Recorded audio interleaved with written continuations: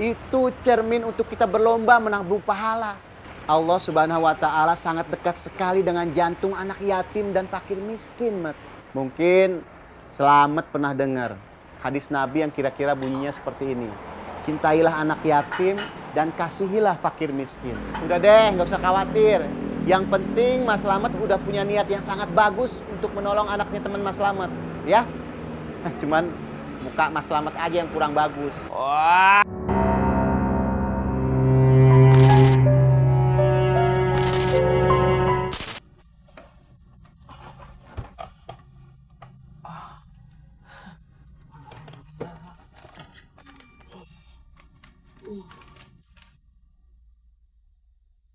Duitnya.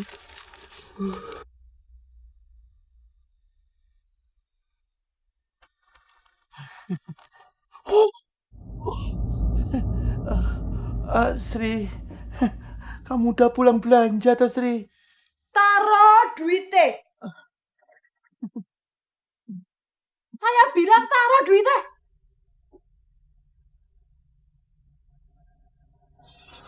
Aduh, Heru, sejak kapan adikmu sakit, nak? Udah 2 hari, Om.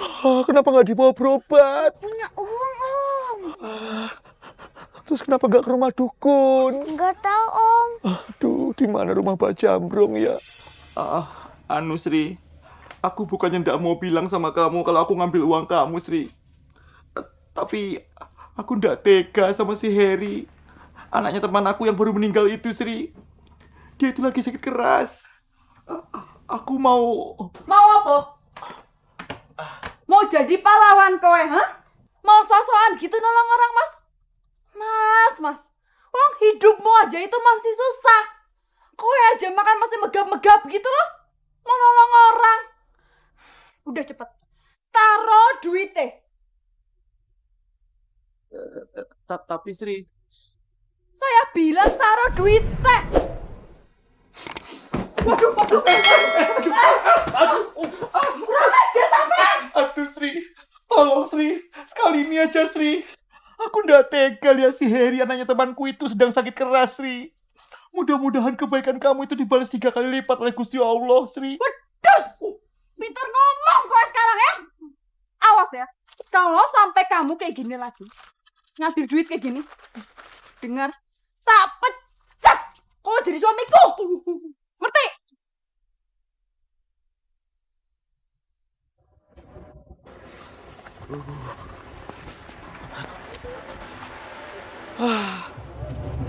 Ya Allah, aku bingung ini. Kemana lagi cari pinjaman ya? Kesini nggak dapet, ke situ nggak ada. Kasian si Heri. Mana?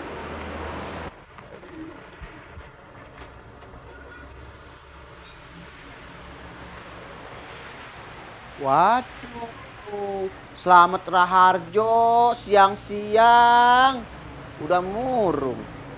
Banyakan duit ya? Banyak duit kok murung. Ya habis ada apa dong, ha? Ngomong. Gak ada apa-apa. Nggak ada apa-apa. Bohong. Slamet Raharjo tuh kalau ada apa-apa pasti begini. Kalau nggak ada apa-apa dia ceria. Lihat aja tuh muka kayak rantai bajai nggak ada olinya. Ada apaan? Ngomong.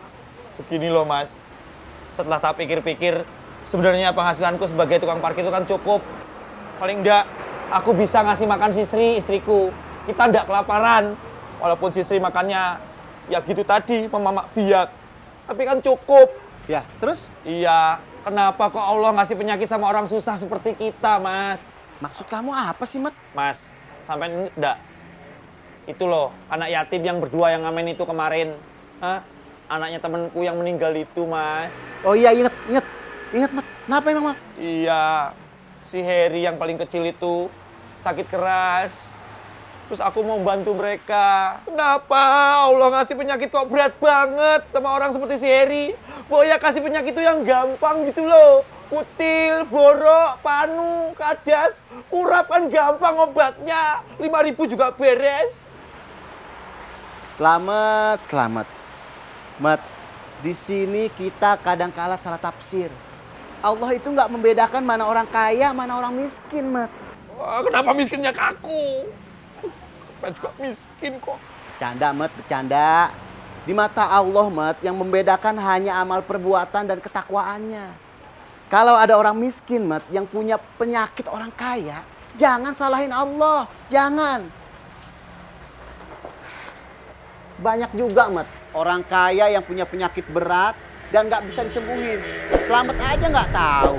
Kalau kita berjalan tanpa aturan Allah, Mat, kehidupan kita juga nggak akan beraturan. Mat, saya juga dulu pernah punya pikiran kayak Selamat. Tapi saya sadar dan saya belajar ikhlas. Selamat ingat nggak? Berapa kali saya selalu gagal untuk menunaikan ibadah haji. Ingat kan, Mat? Saya sangat betul-betul menyadari, Mat, bahwa Allah sedang menempa iman saya dan sedang menguji kesabaran saya. Terus bagaimana dengan si Heri, Mas? Si Heri itu kan anak kecil. Apa karena si Heri hidupnya nggak teratur sesuai dengan aturan Allah? Itu bisa, Mat, bisa. Tapi bagi anak-anak, itu adalah cermin untuk kita semua. Bukan hanya anak kita sendiri, Mat, tapi anak siapa aja. Apalagi anak yatim. Itu cermin untuk kita berlomba menabung pahala. Allah Subhanahu wa Ta'ala sangat dekat sekali dengan jantung anak yatim dan fakir miskin, Mat. Mungkin Selamat pernah dengar hadis Nabi yang kira-kira bunyinya seperti ini. Cintailah anak yatim dan kasihilah fakir miskin. Udah deh, nggak usah khawatir. Yang penting Mas Slamet udah punya niat yang sangat bagus untuk menolong anaknya teman Mas Slamet, ya.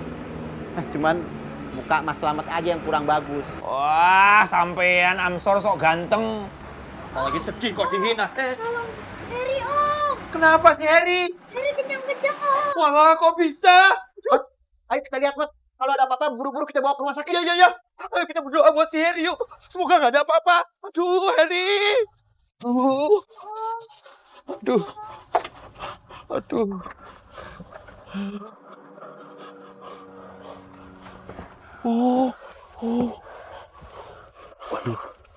Mat, ini sih bukan panas biasa.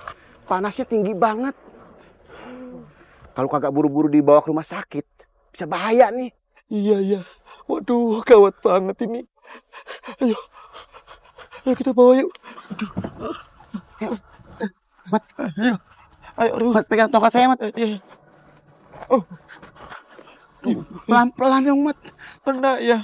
Aduh, maaf Mas Amsor. Berasa banget. Iya. Ya Allah, selamatkanlah anak ini ya Allah. Mat, gimana nih, Mat? Sabar ya, sabar. Bang, mau disunatin, Bang. Mau disunatin. Lu aja yang sunat. Disunat, Enak Bang. aja. Neng mau denger nggak? Mau bang, cerita apa sih? Ada mau denger nggak? Mau. Begini ceritanya. Ada satu keluarga yang hidupnya pas-pasan banget. Mereka sedang makan malam. Makanan yang mereka makan ya cukup untuk malam itu aja. Entah besok mau makan apa mereka nggak tahu, Neng. Selagi mereka asik makan, tiba-tiba datang keluarga yang serba pas-pasan juga. Minta tolong, tapi bukan untuk dia, untuk keluarganya yang sedang sakit dan kelaparan.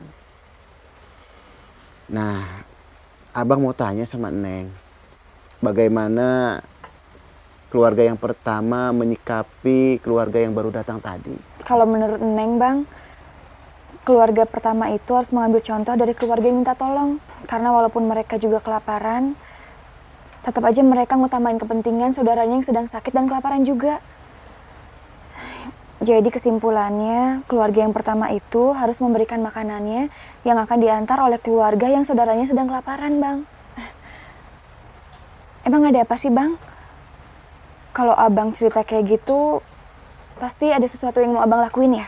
Ini masalahnya lebih berat lagi, Neng. Memang ada apa sih, Bang? Sepertinya keberangkatan kita untuk menunaikan ibadah haji akan tertunda lagi. Ada anak yatim piatu yang sedang sakit keras, Neng. Anak itu anaknya teman Mas Slamet yang baru aja meninggal. Tadi siang abang sama Mas Slamet membawa anak itu ke rumah sakit. Dan vonis dokter anak itu kena demam berdarah. Ya, abang mengambil keputusan untuk membiayai perawatan anak itu.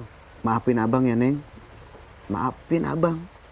Karena abang nggak bisa minta pendapat